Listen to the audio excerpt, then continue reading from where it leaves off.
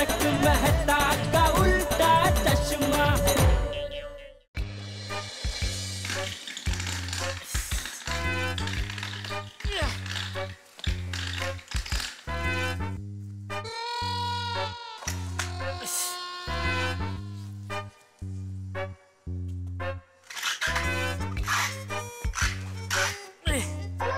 एक तो ये क्या करूं?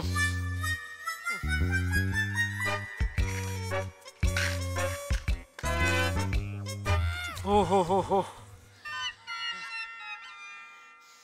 घसीट के इसको दादर तक तो ले जाऊंगा, दादर से ऊपर कैसे पहुंचाऊंगा?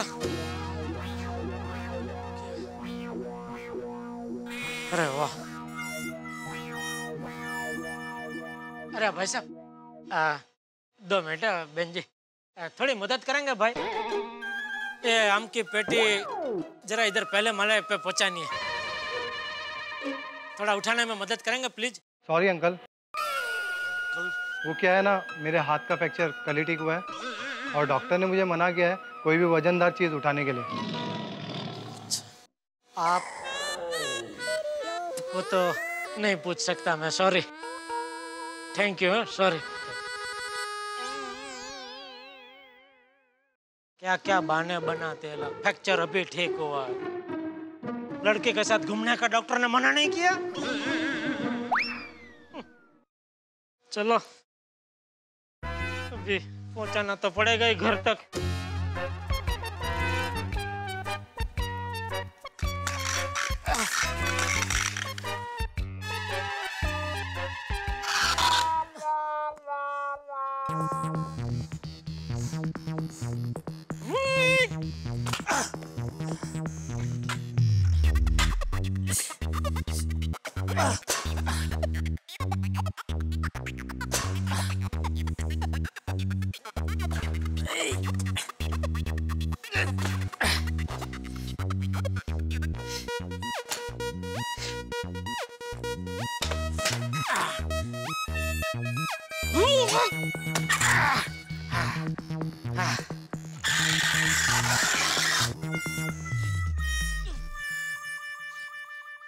दया, पापा आ गए। वाओ, मेरा सीजन बैट। छोड़िए छोड़िए, पकड़े पकड़े। वाओ दादाजी, ये देखिए मेरा सीजन बैट। वाओ, अरे वाह टप्पू बेटा, मस्त बैट है। Thank you mummy. ओ वाह बेटा, ये दिखाई नहीं दे रहा है?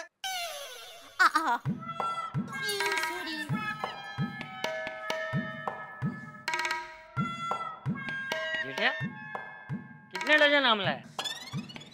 5 डजन बापूजी। 5 डजन आमला है, इसमें इतना थक गया? अरे गांव में हम लोग 20-20 किलो की गेहूं की बोरी उठा लेते थे। पानी।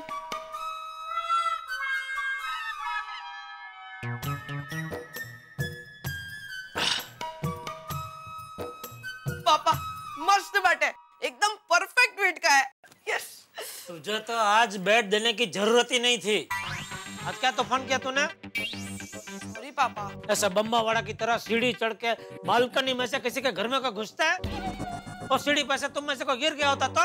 रियली सॉरी पापा। टप्पू के पापा देखिए, टप्पू को उसकी गलती का एहसास हो गया है। मैं और बापूजी उसको समझा चुके हैं। तो मतलब अभी मुझे उससे कुछ कहने की जरूरत नहीं है, ऐसा कहना चाहती है? भिड़े को आम देके आया? नहीं बापूजी। तुझे बोला था ना कि दुकान से आते वक्त भिड़े को आम देकर आना। बापूजी ये आम मैं भिड़े को देने ही गया था, लेकिन उसने मना कर दिया, नहीं लिया। कहने लगा टप्पू सेना ने आम खाए, उसके बदले में सामने तुम मुझे आम देके मेरा अपमान कर रहे हो। हाँ वो तो है, किसी के आत्मसम्मान को ठेस पहुंचे ऐसा काम हमें नहीं करना चाहिए। मुझे भी मन ही मन था कि भिंडी मास्टर आम नहीं लेगा। अरे तो फिर मुझे आम लाने के लिए क्यों कहा बापूजी आपने? हमारा फर्ज निभाने, हमारा फर्ज था भिड़े को आम लाकर देना। लेने आम नहीं लिए उसकी खानदानी। मम्मी अभी आम आए ना तो आमरस बनाना। ये चंपकिया। अरे अरे राव जी, अरे शू आज से है? मारो भाईबंद कितना वक्त मळ्यो कैसा है तू एकदम फर्स्ट क्लास जीता रहो अरे टपड़ा अरे जीता रहे कैसा है तू एकदम मस्त रोजी दादा। ये दया बहू ये देख असली घी ले अरे तेरी काकी ने गांव से भेजा है देसी घी कितनी मस्त खुशबू है काका। अरे इसकी खुशबू सुनकर रास्ते में 3-4 लोगों ने पूछ लिया काका ये घी कैसा दिया आओ बैठिए। बैठ एकदम अचानक मुझे आ गया है रोजी काका, कोई फोन नहीं कुछ नहीं आ गए। एकदम अच्छा लगा गया तू। अरे चंपकिया बहुत दिन से तुझे मिला नहीं था तो मिलने का दिल किया और असली घी भी तैयार था तो सोचा तुझे मिल लूं और घी भी देता चलो। सीधा स्टेशन पहुंचा गाड़ी पकड़ी और आ गया। अरे वाह ये बहुत अच्छा किया तूने। लीजिए रोजी काका पानी।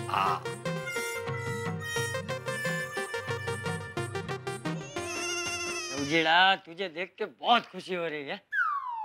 रोजी काका आपको मन हुआ कि मुंबई जाना है तो आप गांव से फटाक से ट्रेन पकड़ के मुंबई आ गए, जबकि हम लोगों को बड़े मार्केट में 2-3 घंटे के लिए भी जाना हो ना तो भी 4-5 दिन तक सोचते ही रहते हैं कब जाएंगे कैसे जाएंगे।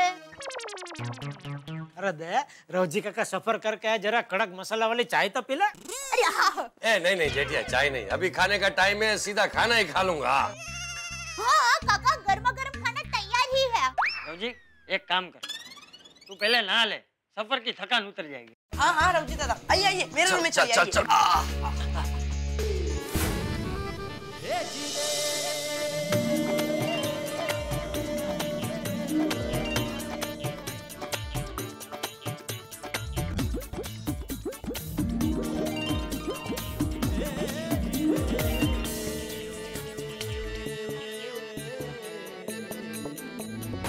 बहू खाना बहुत बढ़िया बना है।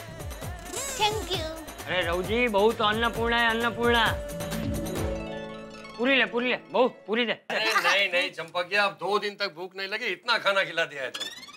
रोजी काका आपने पूरी नहीं खाई तो एमरस तो लेना ही पड़ेगा। बस कुछ नहीं। अरे रौजी ना नहीं बोलते बहू का तो मान रख। दे।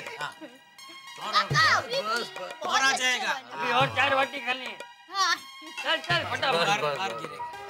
रोजी दादा मेरा मन भी रखना पड़ेगा। ये लीजिए पात्रा ये लीजिए।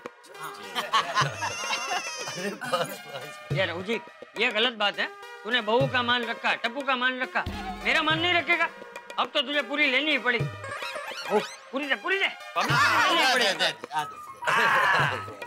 अब तो सिर्फ मैं बाकी रह गया, मेरा मान भी रखना पड़ेगा। तू तो बोलना ही मत जेठिया। नहीं थोड़ी चटनी तो खानी ही पड़ेगी। ले रोजी काका थोड़ा और मुखवास खाइए। अरे मेरा मान रखिए। रौजी और बता घर में सब कैसे? अरे खाए पी रहे जलसा। घर के और गांव के सारे लोग एकदम मजे में। और वो अपने धनजी वो वालजी श्यामजी सब कैसे हैं? अरे अपने वालजी ने तो नया ट्रैक्टर लिया है। अरे परसों तेरे और मेरे खेत में ट्रैक्टर चलाने वाला है। अरे वाह। इसलिए मैं भी कल शाम को निकल जाऊंगा तो परसों तक पहुंच जाऊंगा। बस काका कल ही जाना है? हाँ दया बहू सिर्फ 1 दिन के लिए आया हूँ। तो कल वापसी की टिकट भी लेकर आए आप? नहीं मैं वापसी की टिकट नहीं लाया हूँ। तो अरे इसमें टिकट क्या लेना, स्टेशन जाऊंगा टिकट लेकर चलती गाड़ी में चढ़ जाऊंगा। बाप रे बिना रिजर्वेशन के ऐसे भीड़ में? इसमें भीड़ क्या, बस कहीं बैठने की जगह मिल गई तो सुबह तक तो गाँव। वाह रोजी दादा आप तो एकदम स्ट्रॉन्ग हो। अरे पूरे गांव में सबसे ज्यादा मजबूत तो तेरा ये दादा चंपक था। एक दिन हम दोस्तों में शर्त लगी कि नारायण काका के तूफानी बेल की रस्सी खोलकर उसे वापस खूंटे पर बांधने का बीड़ा कौन उठाएगा? तो तेरे चंपक दादा ने बीड़ा उठाया। वाह दादाजी फिर? अरे क्या फिर? अरे रौजी रहने देना भाई तू भी। बापूजी सुनने दीजिए ना, आप तो कभी अपने मुंह से अपने ये बहादुरी का किस्सा सुनाते नहीं है क्या? बापूजी को आदत है ना अपने मुंह से अपनी तारीफ करना। सुनने दीजिए बापूजी। अरे फिर क्या, फिर चंपकिया में तो जवानी का जोश था। जैसे उसने कालिया बैल की रस्सी खोली और जैसे उसे पकड़ने गया कालिया बैल को गुस्सा आ गया। न कालिया बैल जीत छोड़ने को तैयार न चंपक जीत छोड़ने को तैयार। और फिर गांव की गलियों में कभी कालिया बैल आगे भाग रहा है, पीछे पीछे चंपक भाग रहा है, तो कभी कभी आगे चंपक भाग रहा है, उसके पीछे पीछे कालिया बैल भाग रहा है। दादाजी, कालिया बैल आपको पकड़ने आ रहा था? अरे नहीं नहीं, सींग मारने।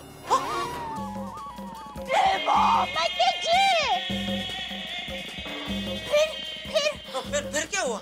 और फिर कालिया बैल और चंपक ने पूरा गांव घुमरी पर चढ़ा दिया। गांव के सारे लोग तमाशा देखने आ गए। 2-4 लोगों ने चंपक की मदद करने की कोशिश की, तो चंपक ने साफ मना कर दिया।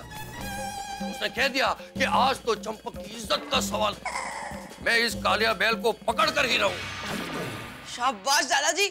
फिर क्या, चंपक और कालिया बैल एक दूसरे के आमने सामने हो गए। दोनों एक दूसरे के सामने दौड़ने लगे, और जैसे कालिया बैल ने चंपक को सींग मारने की कोशिश की, चंपक ने पूरी ताकत के साथ उसके दोनों सींग पकड़ लिए।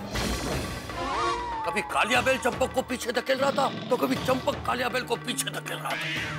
हम सबको लगा कि आज तो चंपक की हड्डियां टूटेगी, लेकिन चंपक ने कहा जय बजरंगबली, और जैसे तैसे कालिया बैल को खूंटे से बांध दिया।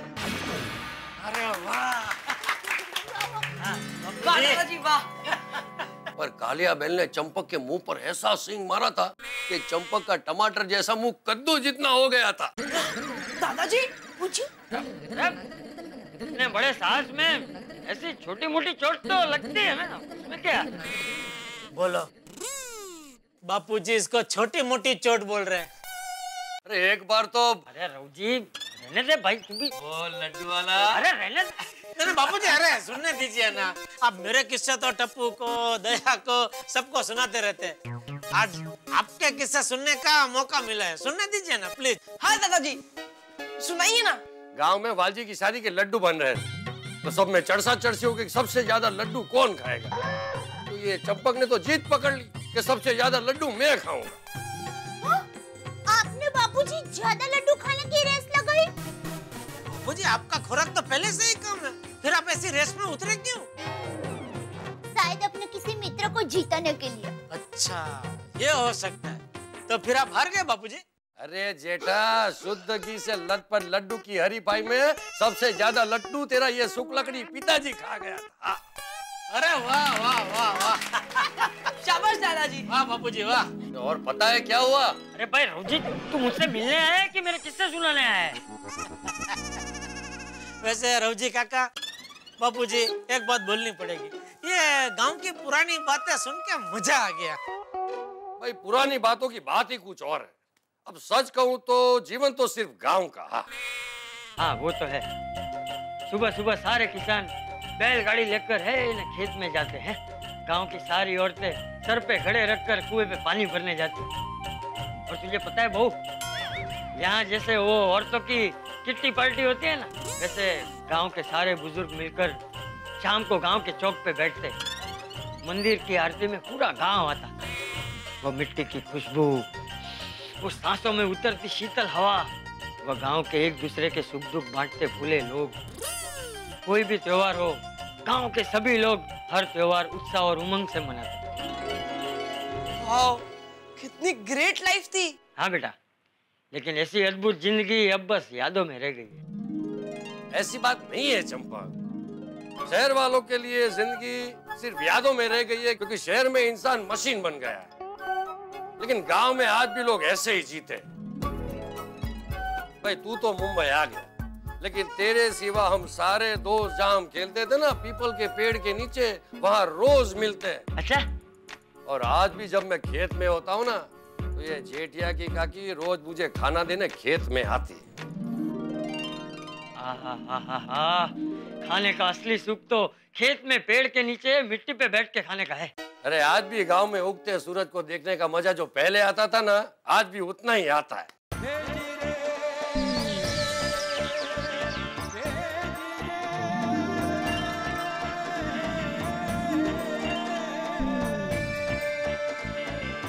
अरे आज भी मंदिर की आरती की घंटियां सुनाई देती है ना, तो परमेश्वर को पा लिया हो ऐसी अनुभूति होती है। बस कर रघुजी, बस कर। रघुजी, कल मैं भी तेरे साथ गांव आ रहा हूँ। बाबूजी कल ही? हाँ हाँ जेठिया, कल ही। अरे ये रौजी की बातें सुनकर मुझे गांव की बहुत याद आ रही है। अब जब तक मैं गांव नहीं जाऊंगा तब तक मुझे शांति नहीं मिलेगी। लेकिन बापूजी अभी वहाँ बहुत गर्मी होगी। अरे बहू, उसी गर्मी में रहकर तो मैं बड़ा हुआ हूँ। मैं गांव जाऊंगा, सबको मिलूंगा, मेरे मामा काका सबको आसपास के गांव में मिलने जाऊंगा। तो दादाजी मैं भी आऊंगा। अरे नहीं नहीं बेटा, तू रहने दे। अरे मैं वहाँ पूरा दिन यहाँ वहाँ धूप में घूमता रहूंगा। वहाँ की धूप तू सह नहीं पाएगा, तेरी तबीयत बिगड़ सकती है। दादाजी प्लीज। अरे बेटा, मैं 2 हफ्ते में वापस आ जाऊंगा। फिर दिवाली में जब ठंडी होगी ना, तब हम सब साथ में गांव जाएंगे। है? दादाजी तो फिर हम सब दिवाली में साथ में जाएंगे। नहीं बेटा, मैं दिवाली तक इंतजार नहीं कर सकता। तो एक काम करते हैं बापूजी, आप 1 हफ्ता रुक जाइए। 1 हफ्ता में मैं क्या दुकान का थोड़ा काम निपटा लेता हूँ, फिर सब साथ में ही जाते हैं। अरे नहीं भाई नहीं जेठिया, मैं अभी 1 हफ्ता भी इंतजार नहीं कर सकता। और तुझे भी काम खोटी करके वहाँ आने की कोई जरूरत नहीं। पर बापूजी। अरे जेठिया, ये रौजी की बातें सुनकर मुझे गांव जाने का बहुत मन कर रहा है। मुझे तो कल के कल ही गांव जाना है। तू बागा को फोन कर और मेरी और रौजी की टिकट बुक करवा दे। बापूजी मेरी बात सुनिए। तू फोन करता है कि मैं करूँ? पेट भर के खाना खाया आज तो नहीं। हाँ बोलिए सेठ जी। हेलो बागा। हेलो बागा। ओ बापूजी बोलिए बोलिए। अच्छा सुन, कल भूत जाने की 2 टिकट बुक करनी है। 2 कौन, आप और सेठ जी? अरे नहीं नहीं भाई, मेरी और रौजी की। ओ अच्छा, आपके गांव के रौजी काका। हाँ टिकट हो जाएगी बापूजी। रौजी काका का पूरा नाम और उम्र बता दीजिए। हाँ लिख ले, रौजी दामजी गाला। ठीक है बापूजी। और देख बागा, मुझे निराश मत करना, कुछ भी करके कल की टिकट करवा ही देना। बापूजी आप बिल्कुल फिक्र मत कीजिए, आपकी टिकट हो जाएगी। हाँ ठीक है ठीक है।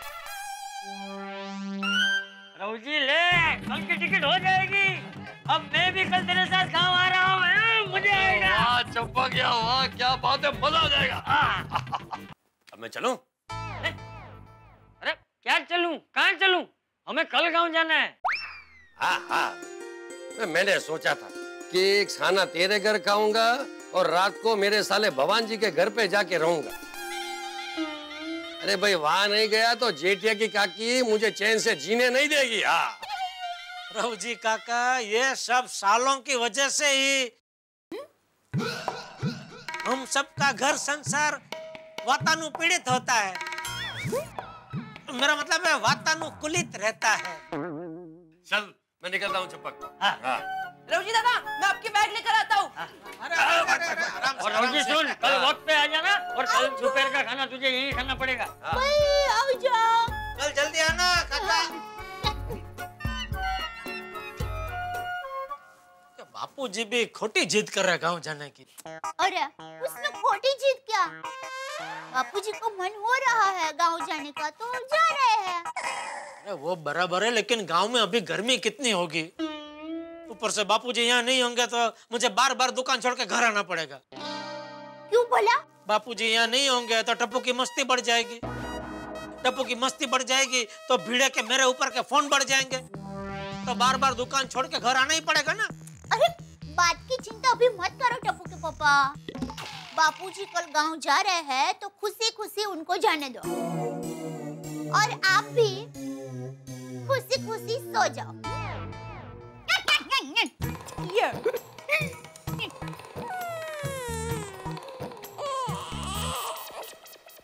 दोस्त आप जानते हैं कि टप्पू की शरारतों से जेठालाल वैसे ही परेशान रहते हैं, और अगर टप्पू किसी की सुनता है तो उसके दादाजी। और अब जेठालाल को चिंता यह है कि अगर दादाजी गांव चले गए तो कहीं टप्पू बेलगाम ना हो जाए।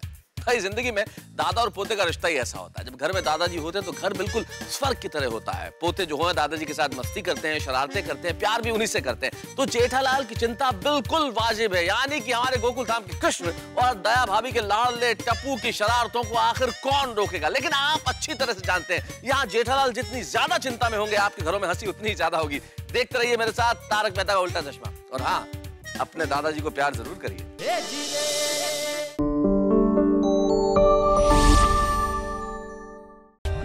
For more updates, subscribe to our channel, click the show links and enjoy watching the videos.